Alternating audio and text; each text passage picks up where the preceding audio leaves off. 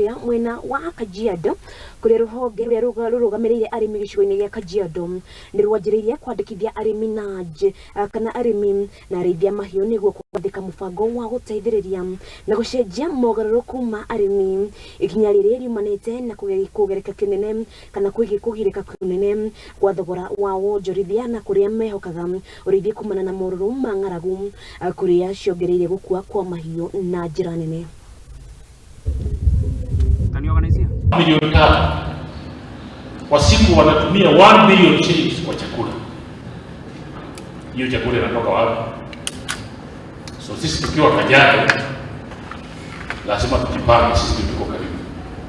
Vile mnajua Kiambu amejipanga kiasi yao, Machakos wamejipanga kiasi yao, Narok hapo, na sisi Kajiado tunaweza salisha mambo mengi ya kuuza kwa supermarket. Ndio hiyo sababu tumeleta mambo ya county, tumeita aggregation.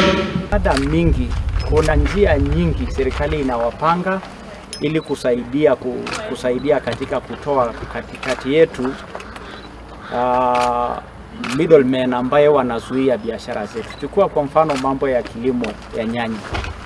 Wale wanafaidika kwa biashara ya nyanya ni wale ambaye hawalimi nyanya. Tunataka sasa kukuunganisha wewe mkulima wa nyanya na yule anatumia nyanya yako.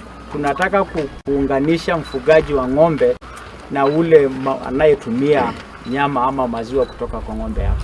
Imeanza na muende kwa neema ya Mwenyezi Mungu, tutafikia kila la heri.